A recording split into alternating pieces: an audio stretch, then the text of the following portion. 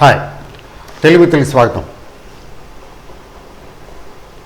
ఈనాటి మార్కెట్ విశేషం ఏమిటంటే,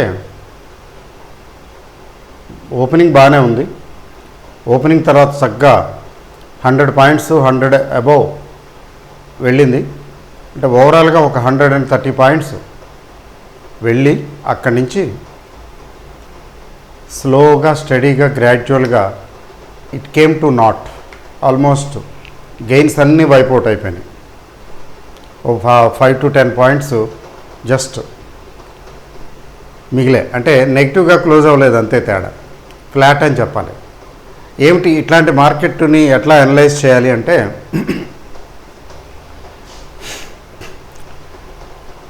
people are, there are some people, there are some big people who are in distribution mode. Distribution మోడ్లో ఉన్నారు. కానీ అలా అని చెప్పి కంగారుగా అమ్ముకుని వెళ్ళిపోదామని అనుకోవటం లేదు. కొద్ది కొద్దిగా అమ్మటానికి సిద్ధపడుతున్నారు అని. అందుకని మీరు అట్లా కొంతమంది కంటే ఇంకా చెప్పాలంటే ఎఫ్ఐఎస్ తీసుకున్నట్లయితే అప్పుడప్పుడు కొంటున్నారు, అప్పుడప్పుడు అమ్ముతున్నారు. ఓవరాల్గా తీసుకున్నట్లయితే లాస్ట్ 2 months యాక్టివిటీ తీసుకున్నట్లయితే వాళ్ళు కొన్నది దాదాపు ఏమీ లేదు.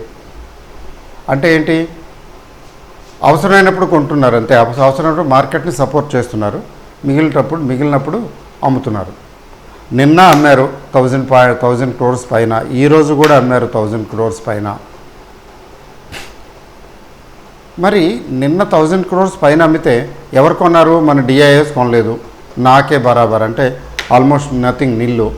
తర్వాత ఈరోజు కూడా 1000 crores పైన అమ్మితే 1200 కోట్లు ఎంతకు అమ్మితే మన డిఐఎస్ కొనదేం లేదు. నామినల్ ఒక 200-300 crores కొన్నారేమో, 1/4 కొని ఉంటారు. ఏమవుతున్నది అంటే, దీన్ని ఎలా అర్థం చేసుకోవాలంటే, స్మాల్ ఇన్వెస్టర్సు, రిటైల్ ఇన్వెస్టర్సు బాగా మార్కెట్లోకి మనీ పంప్ చేస్తున్నారని అనిపిస్తున్నది. ఎందుకంటే హెచ్ఎన్ఐస్ని కూడా తీసుకోవడానికి లేదు. ఎందుకంటే హెచ్ఎన్ఐస్ ఉన్నా కూడా అంత ఇన్ఫ్లుయెన్స్ చేయలేరు. అంటే స్మాల్ ఇన్వెస్టర్స్ చేస్తారా అంటే, small investors large number of people కొంటూ ఉంటే అది ఉంటుంది, దాని impact. So FIIs are selling, DIIs are not buying, market is still strong, it is okay. అంటే మీరు గమనించారో లేదో, మార్కెట్ పడిపోతుంటే భయంకరంగా పడేయటానికి ప్రయత్నించారు మొన్న మధ్యన. ఇప్పుడు 200 పాయింట్ల దాకా వెళ్ళిపోయింది మైనస్. ఫటాఫట్ లేపేశారు పడినవలా. అక్కడ ఎవరు లేపారంటే ఎఫ్ఐఐస్ లేపారు, విశేషం. ఆ తర్వాత కొంచెం స్టేబుల్ అయింది, మళ్ళీ బయింగ్ వచ్చింది. మీలాంటి నాలాంటి వాళ్ళంతా ఏం కాదులే మార్కెట్ బాగానే ఉందలే అని మళ్ళీ కొంటుంటే, పెరుగుతుంటే మళ్ళాంటి వాళ్ళందరూ వీళ్ళు కొంటా కొంచెం టోను అప్వర్డ్ మూవ్లో ఉన్నప్పుడు they sold. Yesterday they sold, today also they sold. అంటే కీలెరిగి వాత పెట్టమన్నారు కదా. మార్కెట్లో స్ట్రెంగ్త్ ఉంటే, మార్కెట్ ఇంత భరించగలదు అంటే, ఇంత పెద్ద బండ నెత్తి మీద పెట్టడం, ఇంత పెద్ద బండ మొయ్యగలడా లేదని చూడటం. ఈ బండ మొయ్యగలడంటే ఎంత మొయ్యగలడో అంతే పెట్టడం నెత్తి మీద. అంతేగాని పెద్ద బండ తీసుకొచ్చి పెట్టేసి వాడిని పడేయటం కాదు. That is what happening. అలా అర్థం చేసుకోవాలి. అంటే రిటైల్ ఇన్వెస్టర్స్ బయింగ్ జోరులో ఉన్నట్టే అనిపిస్తున్నది. తర్వాత ఎఫ్ఐఐస్ బయింగ్ జోరులో లేరు, బ్యాలెన్సింగ్ యాక్ట్ చేస్తున్నారు. వాళ్ళు బాగా పడిపోతున్నది అనిపిస్తే, పడిపోతేలాగా మార్కెట్ ఒకసారి పడిపోతే వాళ్ళు బోల్డ్ అంత సరుకు ఉంది కదా ఆఫ్లోడ్ చేయటానికి, చేయలేరు. అందుకని ఏం చేస్తున్నారు, ఒక లెవెల్కి వెళ్తున్నారు. ఈ లెవెల్కి వచ్చినప్పుడు అమ్ముతాను, ఇంత అమ్ముతాను, వెయిట్ చేస్తాను, మళ్ళీ కొద్దిగా పికప్ అవుతుంది, వచ్చినప్పుడు మళ్ళీ అమ్ముతాను. అంటే ఏంటి, వాళ్ళ డబ్బులు బయటకు వచ్చేస్తుంటాయి అంచెలంచెలుగా. That is replaced by somebody like you and me. ఎవరైనా కావచ్చు. అంటే నేను ఒక లెవెల్లో అమ్ముతాను, 115, 110, 105, 115 లెవెల్లో అమ్ముదాం అనుకున్నాను, అమ్ముతాను. పడిపోతున్నది, అక్కడ ఆగిపోతాను. మళ్ళీ అక్కడ బయింగ్ వస్తుంది, బయింగ్ వచ్చే వరకు వెయిట్ చేస్తాను. బయింగ్ వచ్చి కొంచెం సపోర్ట్ వచ్చి మళ్ళీ 110, 115 రేంజ్కి వచ్చినప్పుడు మళ్ళీ అమ్ముతాను. అంటే ఏమిటి, నేను రీజనబుల్గా మంచి ప్రైస్కి అమ్ముకోవటం కోసం అంచెలంచెలుగా జాగ్రత్తగా అమ్ముకుంటూ వెళ్తాను. కంగారు పడి ఒకసారి డంప్ చేయను. ఇంత క్వాంటిటీ అమ్మి తీరాల్సిందే అనుకుని డిసైడ్ చేసిన రోజున, వాళ్ళు అట్లా డిసైడ్ చేసిన రోజున 115 దగ్గర నుంచి మొదలుపెట్టి 65 వరకు ఉతికేయగలరు. 65కైనా పర్లేదు తీసుకెళ్ళవయ్యా, ఇంకెవరైనా ఉన్నారా, 62 కావాలా చెప్పు తీసుకో అనగలరు. అట్లా అమ్మటం లేదు.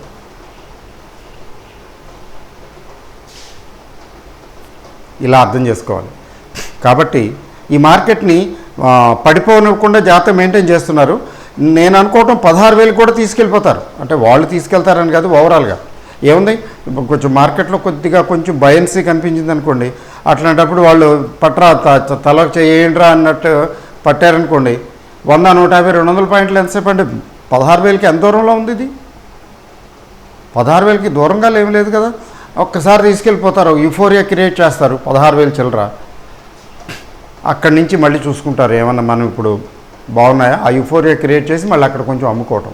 కాబట్టి మార్కెట్ని జాగ్రత్తగా మెయింటైన్ చేస్తూ, బ్యాలెన్సింగ్ చేస్తూ వాళ్ళు ఆఫ్లోడ్ చేసుకుంటున్నారు అని నాకు అనిపిస్తున్నది. This is my opinion only. ఇది ఎంతవరకు రైట్ అనేది రాంగ్ అనేది కాలమే చెప్తుంది, ఇప్పుడు మనం చెప్పలేం. ఇప్పుడు దీనికి సంబంధించి మన పాత్ర ఏమిటంటే, వీ షుడ్ బి కాషస్. ఎట్లా కాషస్ అంటే, ఇక భయంకరంగా పెరిగిపోతున్నాయి. ఇప్పుడు కూడా చూడండి స్మాల్ క్యాప్స్ ఎలా పెరిగిపోతున్నాయి. ఒక్కోటి కొత్తగా 2%, 3%, 1% పెరిగినట్టు పెరిగి టక్కున ఒకరోజు వచ్చేస్తున్నది 10%కి. 20కి వెళ్ళట్లా, 10కే వచ్చిందంటే ఏంటి, ఇంకా కొంటారని అర్థం. 20కి ఒకసారి తీసుకెళ్ళిపోయారంటే అర్థం ఏంటి, అప్పర్ సర్క్యూట్కి వెళ్ళిపోతుంది, అక్కడ మళ్ళీ సెల్లింగ్ వచ్చేస్తుంది, మళ్ళీ ఆగిపోతుంది. అంటే స్మాల్ క్యాప్స్లో ఇక్కడ this Mela continuous. Small cap Mela అంటే మేళం అంటాం కదా, సంబరం. స్మాల్ క్యాప్స్ సంబరం నడుస్తూనే ఉంది, స్మాల్ క్యాప్స్ పెరుగుతూనే ఉన్నాయి. ఫర్ ఎగ్జాంపుల్ ఈరోజు కూడా చూడండి స్మాల్ క్యాప్స్లో, అంటే నేను ఏదో కొద్దిగా కొన్నే తీశాను, యాక్చువల్గా చాలా ఉన్నాయి. ఓరియంట్ పేపర్ అని చిన్న కంపెనీ, స్టాండర్డ్ కంపెనీ అనుకోండి, చాలా కాలం పడుకొని ఉంది. 20, 40, 45, 50 కూడా ఉన్నదే, వెళ్ళింది 60 దగ్గర, 60 పైన వెళ్ళింది కూడా ఉంది.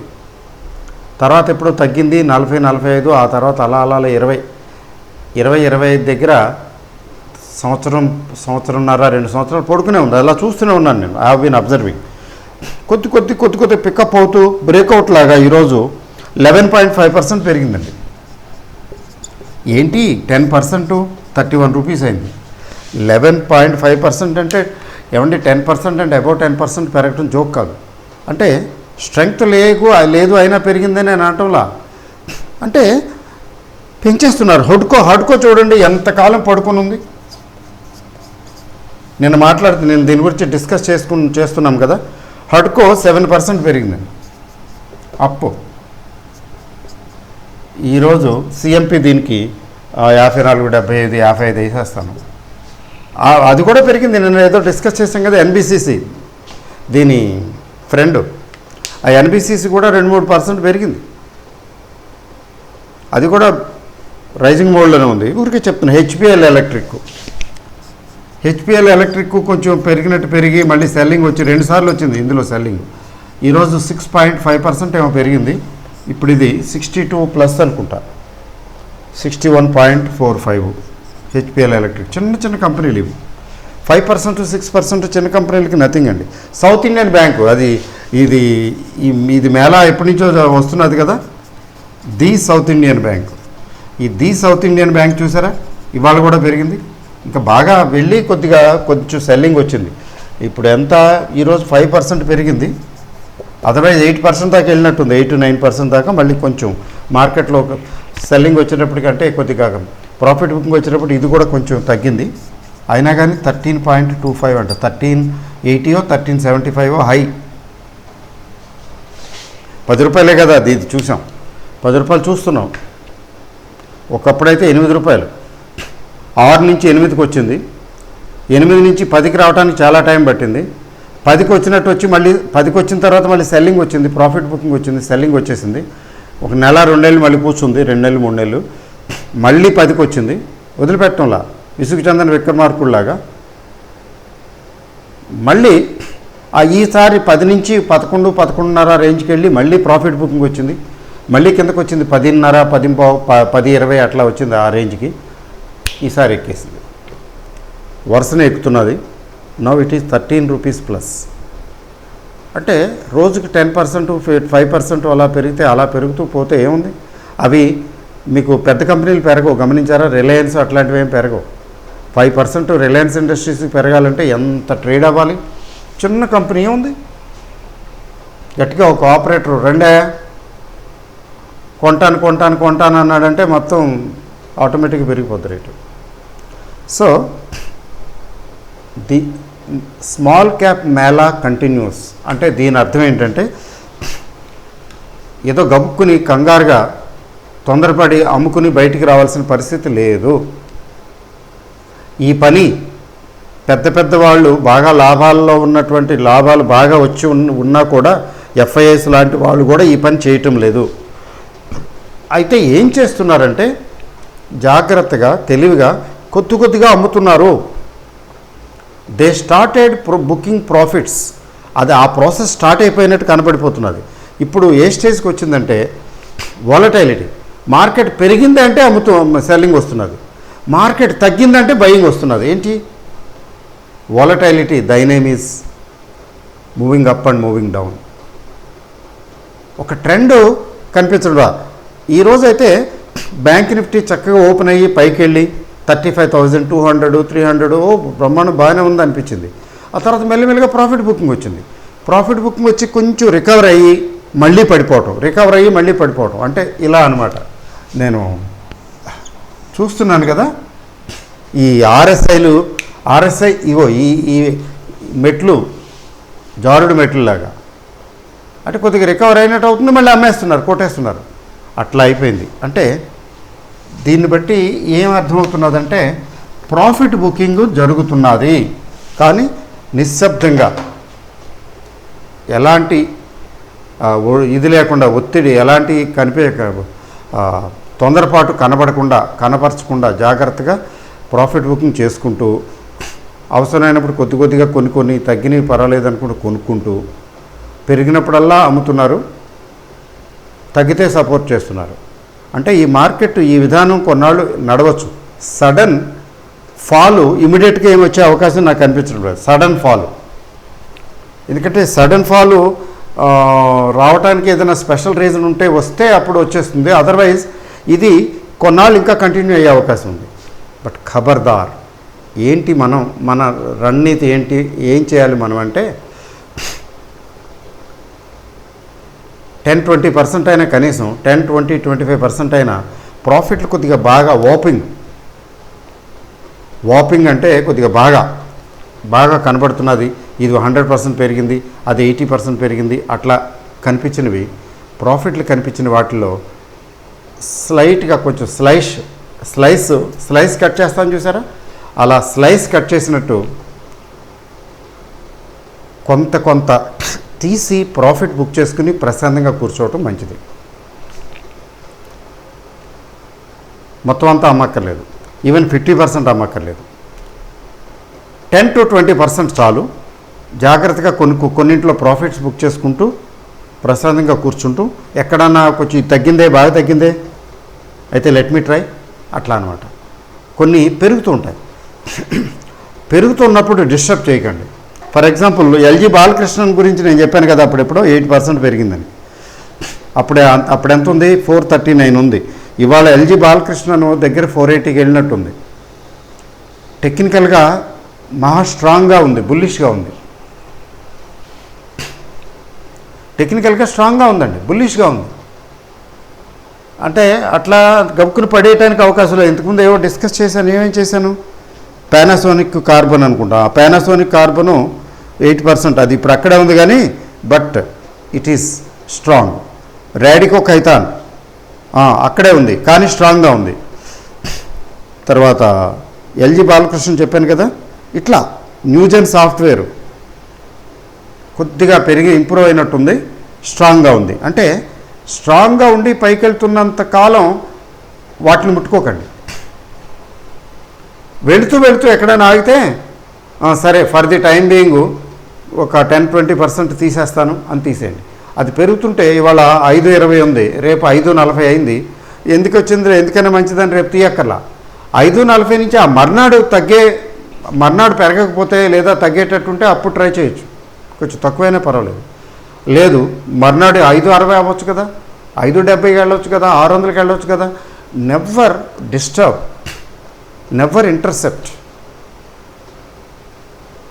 The trend of the market or trend of the scrip. పెరుగుతున్నంత కాలం దాన్ని అలా పెరగనివ్వటమే.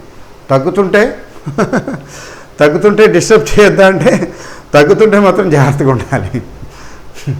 తగ్గుతుంటే కొనకూడదు. అది తగ్గుతున్న దాన్ని గవ్వుకుని ఎదురెళ్ళి ఇంకెంత తగ్గుతుందిలే చాలా తగ్గింది అని కొనకూడదు. ఎంత తగ్గుతుందో చూడాలి. తగ్గుతున్న దాన్ని కొనకూడదు, పెరుగుతున్న దాన్ని అమ్మకూడదు. పెరగటం ఆగిపోయిన తర్వాత అమ్మాలి, తగ్గటం ఆగిపోయిన తర్వాత కొనాలి. ఇంకెంత తగ్గుతుందిలే అని కొనకూడదు. ఇంకెంత పెరుగుతుందిలే చాలా పెరిగింది ప్రస్తుతానికి తీసేస్తాను తర్వాత చూద్దాంలే నాకు కొనకూడదు. ఇంకా ఎంత పెరుగుతుందో మనకు తెలియదు కదా, పెరగనివ్వటమే, చూడటమే తమాషా. So you are getting my point. So ఈరోజు వీడియో నేను అనుకోవటం చాలా ఇంపార్టెంట్ అని అనుకుంటున్నాను. నేను ఇచ్చిన సమాచారం మీకు ఉపయోగపడుతుందని అనుకుంటున్నాను. తర్వాత మీకు తెలియని విషయం ఏముంది, చర్విత చరవణము కథిత కథనం రోజు చెప్పేదే కదా. డాలరు పెరుగుతున్నది. ఇవాళ కూడా డాలరు 27 పైసా ఏమో పెరిగింది. ఏంటండి 74 దాటిపోయి 74.5 రేంజ్కి వచ్చేస్తుంది. ఈ 74-75కి రావటం ఎంత ప్రమాదం. కొంపతీసి 76కి వెళ్ళిపోతేనో. మార్కెట్ పడితే మాత్రం ఇంకొంచెం స్పీడ్గా డాలర్ పడేస్తారు, డాలర్ పెంచేస్తారంటే మన రూపీ పడేస్తారు. 74 రూపాయల 30 పైసలు 37 పైసలు ఎంతో ఏదో ఉన్నట్టుంది. దిస్ ఈజ్ ఆల్సో అలార్మింగ్ అండి. This is also not good. బహుశా ఇదొక రీజన్ ఏమో, డాలర్ పెరుగుతున్నదనేమో. మార్కెట్ పెరుగుతుంటే కొంచెం సెల్లింగ్ వస్తున్నది, ప్రాఫిట్ బుకింగ్ అనండి సెల్లింగ్ అనండి.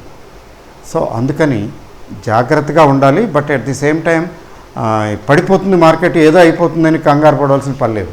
మనం చేయవలసిందల్లా ఏంటంటే కొంచెం స్మాల్ ప్రాఫిట్ బుక్ చేసుకుని ప్రశాంతంగా కూర్చోవటం. ఎప్పుడన్నా ఏదైనా కొంచెం అనుకోకుండా మార్కెట్ 400-500 పాయింట్లు తగ్గితే we can use these funds to buy them. The same stock కొనుక్కోవచ్చు, ఇంకోసారి తక్కువలో కొనుక్కోవచ్చు కదా. లేకపోతే వదిలేస్తాం, వీల్ కీప్ మనీ. ఓకే, కొంత క్యాష్ ఎప్పుడు కూడా ఉండాలి కదా. ఇప్పుడు క్రిప్టో కరెన్సీ చూడండి, నాకు తెలిసిన వాళ్ళు ఉన్నారు, చేస్తున్నారు. నాకు కూడా చెప్పి అలసిపోయారులేండి. నేను ఎంట్రాలేదు. నేను వాళ్ళకి డైరెక్ట్గా సలహాలు కూడా ఇచ్చాను. బాగుంది బ్రహ్మాండంగా పెరిగిపోతుందంటే ప్రాఫిట్స్ బుక్ చేసుకోండి పార్షియల్గా అని. వినరు కదా. ఇప్పుడు తలపట్టుకుని కూర్చున్నారు, పడిపోతున్నది. క్రాష్, చైనా వాడు ఏదో చేశాడన్నారు. ఏదో కారణం వస్తుందండి పెరిగినప్పుడు, బాగా పెరిగినప్పుడు, యుఫోరియా వచ్చినప్పుడు. ఇప్పుడు మనం యుఫోరియాలో లేము, స్టడీగా పెరుగుతున్నది మార్కెట్. కానీ యుఫోరియా వచ్చిందంటే మాత్రం ప్రమాదమే. ఈ మన స్టాక్ మార్కెట్కి కూడా యుఫోరియా వస్తే ప్రమాదమే. ఇప్పటి వరకు అలాంటి యుఫోరియా రాలేదు. జాగ్రత్తగా కొద్దిగా పెంచుకుంటూ వచ్చాం. ఇది పెరుగుతూ యుఫోరియా తీసుకొచ్చిందంటే ఇక్కడ కూడా కరెక్షన్ వస్తుంది.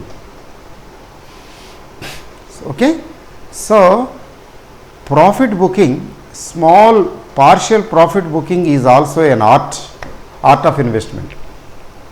Unless you are a core investor ఏంటంటే ఎట్లా ఉంటాయంటే, కోర్ ఇన్వెస్టెంట్ అని ఫర్గెట్. కొన్న తర్వాత ఒకసారి దాన్ని వెనక్కి తిరిగి చూడడు, జాగ్రత్త చూసి ఆలోచించి కొంటాడు. ఎప్పుడైనా కావాలంటే మధ్యలో అవసరమైతే యావరేజ్ చేస్తాడు. అది ప్రమాదకరం. ఏదైనా బ్యాడ్ న్యూస్, ఏదైనా సంథింగ్ అన్ఎక్స్పెక్టెడ్ అన్వారంటెడ్ జరిగిందనుకుంటే మొత్తం తీసి పడేస్తాడు అంతే. Because is experienced.